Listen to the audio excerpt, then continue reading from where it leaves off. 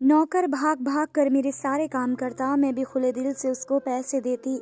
एक दिन मेरी तबीयत बहुत ख़राब थी, उसको मसाज करने के लिए बोला तो कहने लगा, मालकिन सिर्फ ऐसे काम नहीं चलेगा। मैंने पूछा फिर कैसे? कहने लगा साथ में बोनस भी लूँगा। मैं राज़ी हो गई। थोड़ी देर बाद मेरे होश उड़ गए। नौकर मसाज करते करते बोला, चल मालकिन कमरे में। नौकर से मसाज करवाना मुझे कभी पसंद नहीं था, मगर नए नौकर के हाथ में ऐसा जादू था। ये नौकर एक पार्लर में काम करता था। मैं अक्सर इस पार्लर में जाती थी क्योंकि ये मेरी दोस्त का पार्लर था। मैं जब भी किसी पार्टी में जाने लगती तो इस पार्लर का चक्कर लगा ही लेती थी, क्योंकि मुझे सजना संवरना बहुत पसंद था।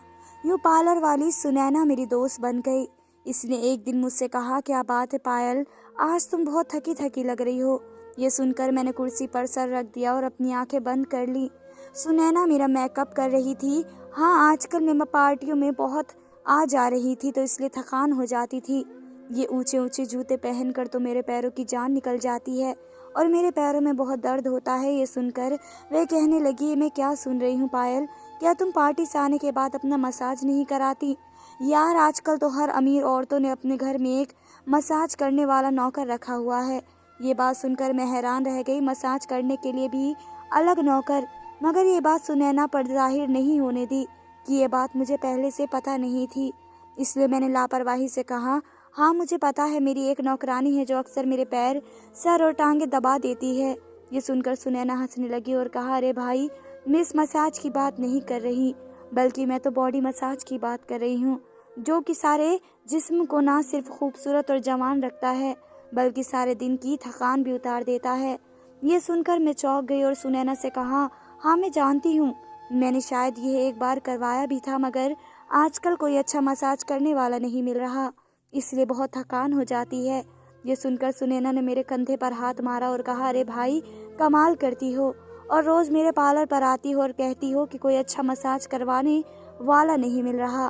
तुम कल पार्टी से फ्री होकर मेरे पास आओ, मेरे पार्लर की लड़कियां तुम्हारा ऐसा मसाज कर देंगी कि तुम्हारी सारी थकावट उतर जाएगी। ये सुनकर मैंने इससे कहा, अच्छा चलो ठीक है, कल मिलते हैं, अभी तो मुझे जल्दी से तैयार कर दो, वरना तो मेरे पति ने बहुत शोर मचा देना है कि तुमने आज भी देर कर दी। ये कहकर मैंने अपनी आंखें खोल दी और वह जल्दी जल्दी मेरा मेकअप करने लगी। मैंने सुनैना से झूठ बोल दिया था क्योंकि मैंने कभी कोई मसाज नहीं करवाई थी। दरअसल इससे पहले मेरा पति एक ऑफिस में नौकरी करता था और हम दोनों पति पत्नी अपने दोनों बच्चों के साथ बहुत मुश्किल जिंदगी गुजार रहे थे। पार्लर जाकर मसाज करना तो दूर, मैंने तो पार्लर की शक्ल भी नहीं देखी थी, क्योंकि मेरे पति की सैलरी इतनी कम थी कि खर्च भी पूरे नहीं होते थे।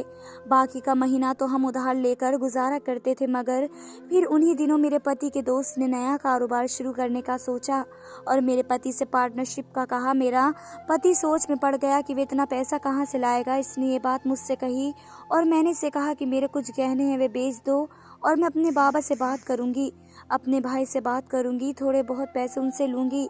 यह सुनकर मेरे पति ने कहा, अगर कारोबार में नुकसान हुआ तो तुम मुझे इसका जिम्मेदार ठहराओगी। मैं ये नहीं चाहता कि कल को हमारे रिश्ते के बीच दरार पड़े। लेकिन मैं नहीं मानी। मैंने कहा कि तुम काम शुरू करो, मैं तुमको जिम्मेदार नहीं ठहराऊंगी। ये सुनकर मैंने उससे कहा, ठीक है, लेकिन अगर कारोबार चल पड़ा तो तुम्हें इससे ज्यादा गहने बनवा कर दूंगा। यूं हमारे बीच डील हो गई और मेरे पति ने कारोबार शुरू कर दिया, लेकिन इसने साथ साथ नौकरी भी जारी रखी। क्या पता कारोबार ना चलता तो नौकरी भी हाथ से जाती और कारोबार भी। लेकिन ये जल्द ही वे नौकरी छोड़नी पड़ी क्योंकि इनका नया कारोबार बहुत अच्छा चलने लगा था। यूं हम रातों रात अमीर होने लगे। सबसे पहले हमने घर लिया और फिर गाड़ी भी खरीद ली। पैसा आने लगे तो शहर के लोग हमें बड़ी बड़ी पार्टियों में बुलाने लगे। मैं भी पार्लर में जाकर तैयार होने लगी। इस दिन मैं पार्टी से आई तो मैंने सोचा कि सुनैना के पार्लर चलती हूँ और इससे मसाज करवा लेती हूँ। मुझ पर पैसे की कमी नहीं थी और मैं चाहती थी कि अगली पार्टी में मैं भी दोस्तों से कहूँ कि मैं थकावट को उतारने के लिए मसाज करवाती हूँ। ये ख्याल आते ही मैं पार्लर जा पहुँची, जहाँ सुनैना ने मुझे एक अकेले कमरे में लेटा दिया और एक लड़की आई और मेरे मसाज करने लगी। पहले तो मुझे बहुत शर्म आई, मगर धीरे धीरे मैं इसकी आदी होती गई। मैं घर आई तो मेरी सारी थकान उतर चुकी थी। अब मैं जब भी पार्टी से आती थी सीधी पार्लर में जाती और बॉडी मसाज करवा लेती। इसकी इतनी आदी हो गई थी कि मुझे इसके बगैर अब नींद नहीं आती थी। लेकिन मसला ये था कि मैं अक्सर पार्टी से आती थी तो इतनी थकान हो जाती थी कि मुझसे इतनी दूर पार्लर नहीं जाया जाता था। हालांकि मैं गाड़ी में जाती थी। ये बात मेरे पति ने सुनी तो वे हंसकर कहने लगे, एक वक्त वह भी था जब तुम रिक्शा का किराया बचाने की खातिर बाजार पैदल चली जाती थी, मगर अब तो तुमसे गाड़ी में बैठकर भी पार्लर तक नहीं जाया जाता।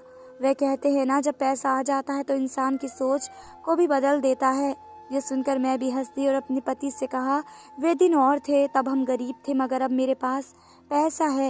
ये सुनकर मेरे पति ने कहा, तो फिर फिक्र कैसी, तुम पार्लर वाली को घर बुला लिया करो। ये सुनकर मैं खुश हो गई क्योंकि ये बात तो मुझे याद ही नहीं आई थी। मैंने इस सिलसिले में सुनैना से बात की तो कहने लगी, ये भी कोई बात हुई, तुम्हें जब भी मसाज करवाना हो मुझे कॉल कर दिया करो, मैं लड़की भेज दूंगी।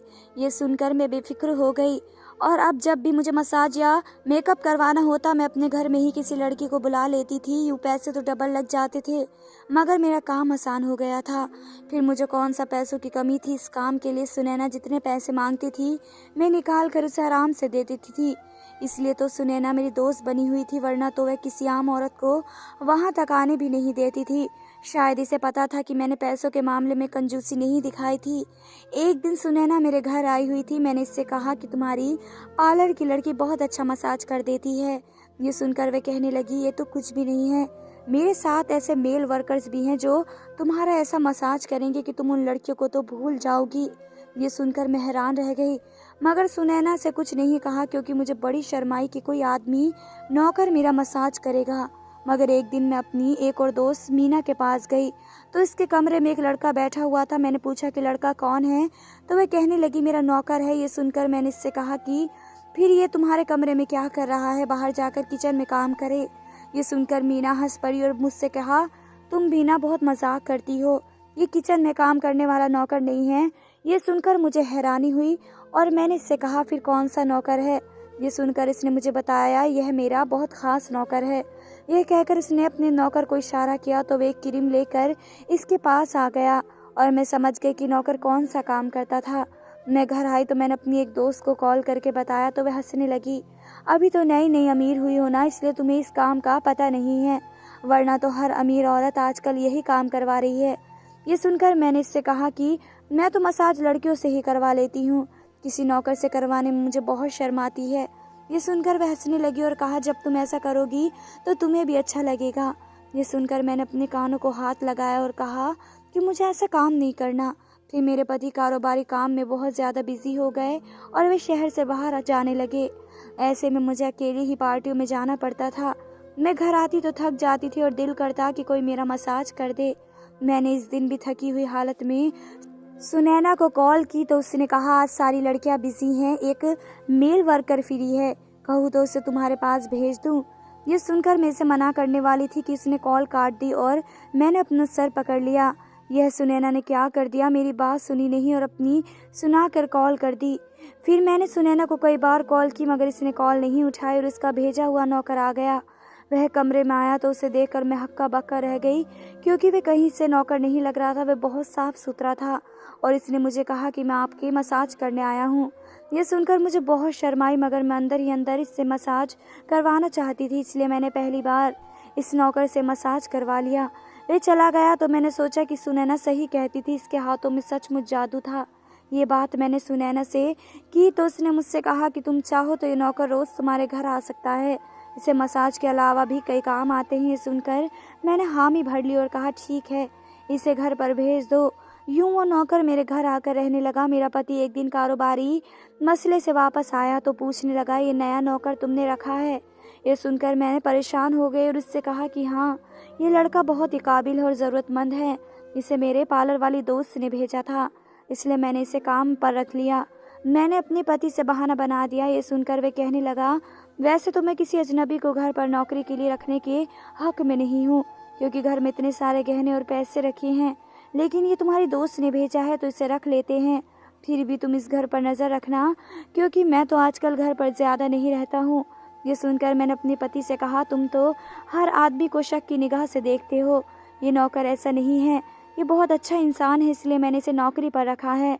ये सुनकर मेरा पति बेफिक्र हो गया मगर मैं घबरा गई क्योंकि मैं नहीं चाहती थी कि मेरे पति को ये बात पता चले कि मैंने इस नौकर को मसाज करने के लिए रखा है और मैं इसे मसाज करवाती हूँ। खैर, जब तक मेरा पति घर पर रहा मैंने नौकर से घर के सारे काम करवाए और उसे अपने कमरे में नहीं आने दिया। नौकर भी घर के सारे काम करता रहा और मसाज वाली बात किसी के सामने अपने मुंह पर नहीं लाया। मैं नहीं चाहती थी कि ये बात किसी को पता चले। इस दौरान जब जब मेरा पति बाहर जाता मैं इस नौकर को कमरे में बुला लेती थी। मगर एक दिन मेरा पति अचानक ही घर आ गया और मैं कमरे में थी। ये सुनकर मैं बहुत घबरा गई और सोचा कि पति के आने से पहले नौकर को भगा दूं। मगर ये नौकर भी बड़ा समझदार था। मेरे पति के आने से पहले दूसरे काम पर लग गया और मेरे पति को कुछ पता ही नहीं चला। मैं मसाज लड़कियों से भी करवा सकती थी, मगर इस नौकर के हाथों में क्या जादू था मैं भूल ही नहीं पाती थी। इसलिए इसे मसाज कराने के लिए बुला लेती थी।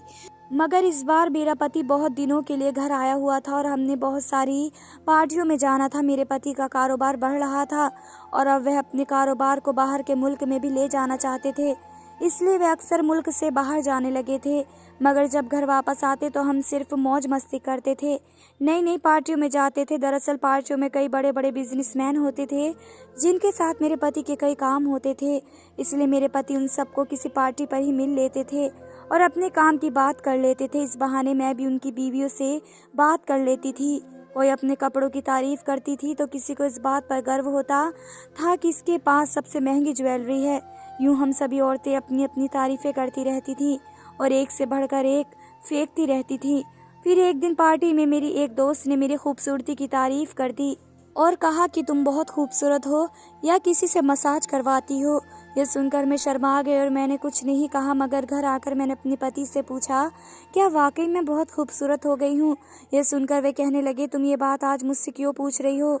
यह सुनकर मैंने उन्हें बताया कि आज पार्टी में एक औरत ने मेरी खूबसूरती की तारीफ कर दी और तब से मैं सोच रही हूँ कि मैं वाकई में इतनी खूबसूरत हूँ। ये सुनकर मेरे पति ने कहा कि तुम हमेशा से इतनी ही खूबसूरत थी और आज भी इतनी खूबसूरत हो। तारीफ किसे अच्छी नहीं लगती, इसलिए मैं शर्मा गई। जब नौकर मेरा मसाज करता था तो वह भी यही बात करता था कि मैडम आप बहुत ज़्यादा खूबसूरत हैं। ये सुनकर मैं चुप हो जाती थी, जैसे मैं इस बात की आदी होती जा रही थी। इस बार मेरा पति ज़्यादा दिन के लिए घर आया था, इसलिए मुझे नौकर को बुलाने का टाइम नहीं मिल रहा था। वे बेचारा भी घर के कामों में लगा रहता था और मैं अपने पति के साथ पार्टियों में बिजी रहती थी। मुझे वक्त नहीं मिल रहा था, इसलिए मैं पार्टी में जाती थी तो मेरे पूरे जिस्म में दर्द हो जाता था। मैं दर्द को बर्दाश्त किए हुए थी। कई दिन हो गए थे मैं पार्लर भी नहीं जा पाई थी क्योंकि रोज़ पार्टी में जाना पड़ता था और मेरा पति चाहता था कि मैं इसके साथ हर पार्टी अटेंड करूं, हर जगह जाऊं, मगर मुझे बहुत थकान हो जाती थी। फिर कई दिन हो गए। एक दिन मेरे पति के दोस्त की कॉल आई और उसके दोस्त ने कहा कि एक दिन ज़रूरी काम है, यहाँ आ जाओ। ये सुनकर मेरा पति बाहर चला गया और मैं आज़ाद हो गई और मैंने अपनी थकान को उतारने के लिए नौकर को कमरे में बुलाया। वे मेरा मसाज करने लगा और मेरी आंखें नींद से बंद होने लगी। तभी मुझे नौकर ने ऐसी बात कह दी जिसे सुनकर मेरे होश उड़ गए। उसने मुझसे कहा, मैडम तुम्हारे पास जितना पैसा और गहने हैं मेरे हवाले कर दो वरना मैं तुम्हें गोली मार दूंगा। ये सुनकर मैं घबरा गई और सोचने लगी कि आज इस नौकर को क्या हो गया था, ये क्यों ऐसी बात कर रहा था। तभी मैंने इसे डांट कर कहा, ये तुम कैसी बात कर रहे हो? तुम मेरे नौकर हो और मैं तुम्हारी मालकिन हूँ। तुम जानते नहीं कि तुम ये कैसी बात कर रहे हो? ये सुनकर उसने अपनी जेब से बंदूक निकाल ली और कहा कि अपनी अलमारी की चाबी मुझे दे दे वरना मैं तुम्हारी इस खूबसूरत जिस्म में गोली मार दूंगा।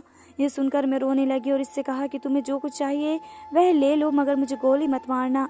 ये सुनकर नौकर ने मुझसे अलमारी की चाबी ली और मालिक को खोल कर लिया और मेरे सारे पैसे और गहने उठाकर भाग गया। इसके जाते ही मैं रोने लगी क्योंकि मेरे पति ने मुझे मना किया था, मगर मैंने इसकी बात नहीं मानी थी। मुझे उस नौकर पर भरोसा नहीं करना चाहिए था। तभी मुझे सुनैना याद आया और मैंने सोचा कि ये नौकर इसने ही मेरे पास भेजा था। याद आते ही मैंने इसे कॉल की और वह सारा किस्सा उसे बता दिया, जिसे सुनकर वह कहने लगी कि ये तो बहुत बुरा हुआ तुम्हारे साथ।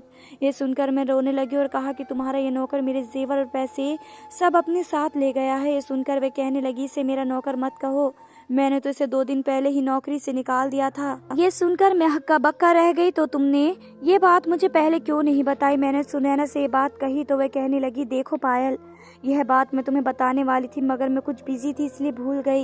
ये सुनकर मैंने इस पर गुस्सा किया तो वह कहने लगी, अच्छा मुझे माफ़ कर दो, अब तुम इस नौकर के खिलाफ थाने जाकर रिपोर्ट लिखवा दो, मगर मेरा नाम मत लेना कि इस नौकर को मैंने तुम्हारे पास भेजा था क्योंकि मैं तो तुम्हारी दोस्त हूँ ना। ये सुनकर मैंने गुस्से से कॉल काट दी और सोचने लगी कि अब मैं क्या करूँ, मेरा इतना बड़ा नुकसान करके वह सुनैना भोली बन गई है। मगर अब मैं ये बात अपने पति से कैसे कहूँगी कि वह नौकर जिसे मैंने अपनी मसाज के लिए घर में रखा था वह चोरी करके भाग गया है। मैं जानती थी कि मेरा पति मुझ पर गुस्सा करेगा, मगर मैंने सोचा कि वह मेरा पति है, मुझे ये बात उससे छुपानी नहीं चाहिए थी। मैं ये बात इन्हें बता देती हूँ। ये फैसला करते ही मैंने मोबाइल उठाया और ये बात मैंने मैसेज में लिख दी। मुझ में ये बात अपने पति से कहने की हिम्मत नहीं थी, लेकिन मेरे पति ने मैसेज पढ़ते ही मुझे कॉल की और कहा कि नौकर वही था ना जिसे तुम्हारी पार्लर वाली दोस्त ने तुम्हारे घर भेजा था। मैंने ये बात अपने पति से छुपा ली थी क्योंकि मैं नहीं चाहती थी कि ये बात इससे पता चले कि मैंने इस नौकर को अपनी मसाज के लिए बुलाया था।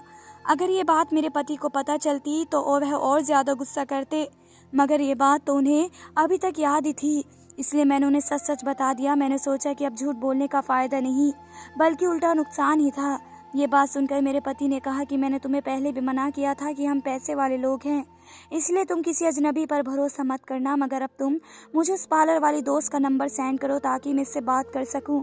ये सुनकर मैंने अपने पति को बताया कि मैं पहले ही उससे बात कर चुकी हूं और उसने कहा कि मैंने उस नौकर को निकाल दिया था, मगर वह मुझे ये बात बताना भूल गई। ये सुनकर मेरे पति ने कहा कि मैं इससे खुद बात करूँगा।